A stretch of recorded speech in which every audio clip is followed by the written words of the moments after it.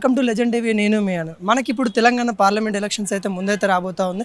తెలంగాణ మొత్తం ఒక ఎత్తు అయితే ఇప్పుడు మనకైతే మల్కాజ్గిరి అయితే ఇంకొక ఎత్తు అని చెప్పుకోవచ్చు. ఎందుకంటే ఇక్కడ పోటీ లేకుంటే ఇక్కడ గెలిచిన వాళ్ళకు కూడా పెద్ద పదవులు దొరికే ఛాన్సెస్ అనేవి ఉంటాయి. కాబట్టి ఇక్కడ మెయిన్ ఫోకస్ అయితే తెలంగాణ ప్రతి ఒక్కరైతే ఇక్కడ ఫోకస్ అయితే ఉంటుంది. ఇక్కడ ఎవరు గెలుస్తారన్న విషయాలు అయితే మనం అయితే తెలుసుకుందాం. ఇక్కడ కొంతమంది అయితే ఉన్నారు మల్కాజ్గిరికి సంబంధించిన వ్యక్తులు, వాళ్ళతోనైతే అడిగి తెలుసుకుందాం.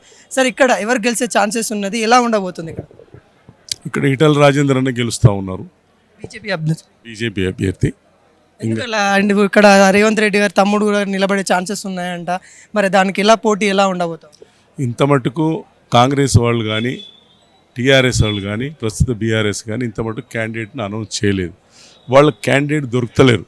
ఎందుకంటే పోటీ చేయమంటే కూడా వాళ్ళు వెనుకపోతూ ఉన్నారు. ఎందుకు వెనుకపోతూ ఉన్నారంటే బీజేపీ నుంచి ఈటల రాజేందర్ గారు క్యాండిడేట్గా ఉన్నారు కాబట్టి ఆయనను ఎదుర్కొనే దమ్ము, సత్తా, ధైర్యము ఏ పార్టీకి లేదు, ఏ అభ్యర్థికి లేదు. కాబట్టి ఇంత మటుకు వాళ్ళు ఇదివరకు క్యాండిడేట్ను డిసైడ్ చేయలేకపోతున్నారు.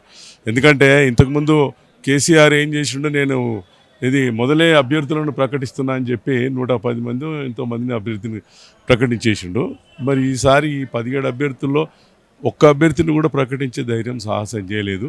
మరి మల్కాజ్గిరి నుంచి కనీసం ఇగో వీళ్ళు ఉన్నారు అని చెప్పేసి ఇంత మటుకు కూడా ఒక్క పేరు కూడా బయటికి రాలేదు. దానికి చూసుకుంటే ముందే భయపడుతున్నారని అనుకోవచ్చా? ఎస్, మొదలే భయపడుతున్నారు. వాళ్ళు ఓటమిని అంగీకరించినట్టే అనుకోవచ్చు.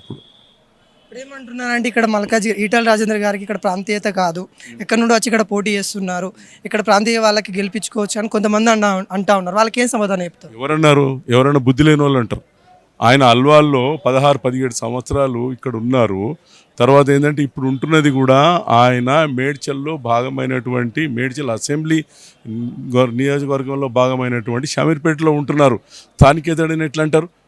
ఇప్పుడు మోడీ గారు దేశానికి అంతా ఎట్లా తెలుసో మరి ఈటల రాజేందర్ అన్న మన స్టేట్ అందరికీ తెలిసిన వ్యక్తి. పర్టికులర్గా మన ఏరియాలో మొత్తం ఈ పార్లమెంటరీ ఏరియాలో అందరికీ తెలుసు, చిన్న పిల్లల కారికలు కూడా గుర్తుపడతారు. ఆయన చేసిన సేవలు ఎన్నో ఉన్నాయి. కోవిడ్ టైంలో ఏ విధంగా సేవ చేసినా అందరికీ తెలిసిన విషయమే. మీరు మాట్లాడే మాటలు ఎవరు మాట్లాడుతున్నారు? ప్రత్యర్థులు మాట్లాడుతున్నారు. ఆయన అంటే పడని వారు మాట్లాడుతున్నారు, గిట్టని వారు మాట్లాడుతున్నారు. కానీ సామాన్య ప్రజలు ఎవరు కూడా ఆ విధంగా మాట్లాడరు. ఎలా తీసుకోవచ్చు? ఇక్కడ ఏక విధంగా గెలిచే ఛాన్సెస్ ఏమైనా ఉన్నాయి? మన పోటీ ఉండే తత్వం ఏమైనా కనిపిస్తూ ఉందా? నాకైతే ఏం పోటీ కనబడతలేదు. బీఆర్ఎస్ కానీ కాంగ్రెస్ కానీ పోటీ ఇచ్చే పరిస్థితిలో లేదు. పర్టికులర్గా ఈ నియోజకవర్గం గురించి మాత్రం వాళ్ళు ఎవరు కూడా పోటీ ఇవ్వలేరు.